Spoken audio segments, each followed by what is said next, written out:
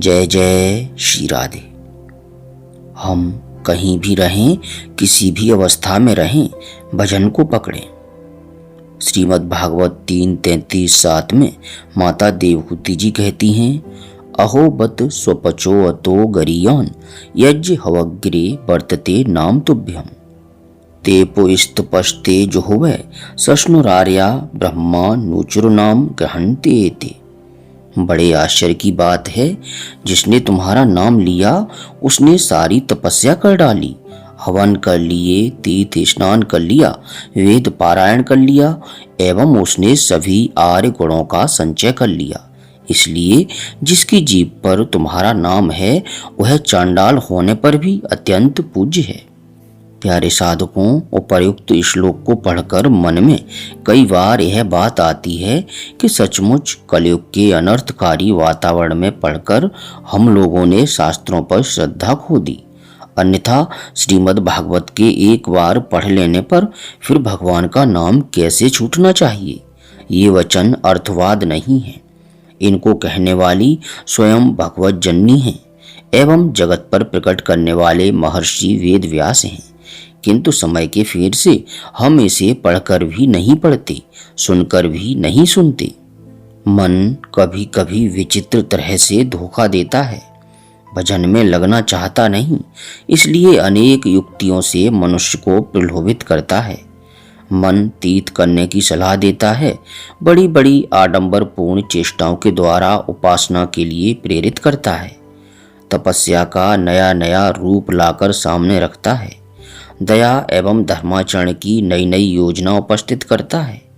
किंतु एक निष्ठ होकर निरंतर भजन की सलाह बहुत कम देता है। जिस एक भजन से सर्वस्व की सिद्धि अत्यंत सुलभता से होती है उसमें प्रवृत्त नहीं होने देता।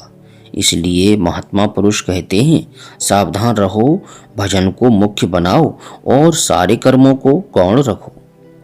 उपर्युक्त कथन का यह अर्थ नहीं है कि तीर्थ नहीं करना चाहिए। यदि संभव हो तो अवश्य करना चाहिए।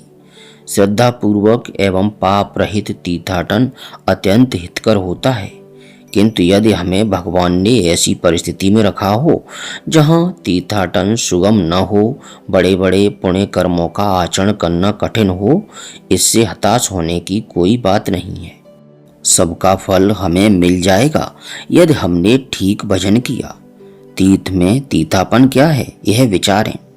किसी भी धर्म, किसी भी संप्रदाय का कोई भी तीर्थ क्यों न हो, उसका तीर्थपन दो बातों के कारण ही है। पहली, या तो भगवान ने वहाँ साक्षात कोई लीला की है, अथवा दूसरी, किसी संत ने उपासना की है। उपासना का प्रकार भिन्न भिन्न हो सकता है।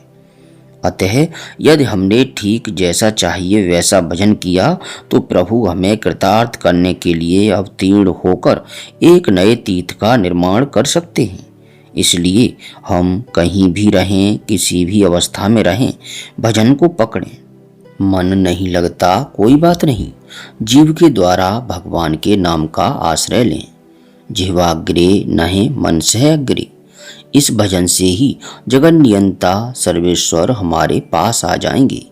आ ही नहीं जाएंगे बल्कि सर्वेश्वर सर्व स्वतंत्र होकर भी भजने वाले के अधीन हो जाएंगे। रामचरितमानस 1:25-3 में आता है, सुमेर पवन सुत पावन नामु अपने बस कर राखे रामु।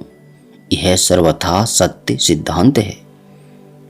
अब प्रेम पूर्वक गदगद वाणी से बोलिए, राधे कृष्ण कृष्ण कृष्ण राधे राधे, राधे श्याम श्याम श्याम राधे राधे।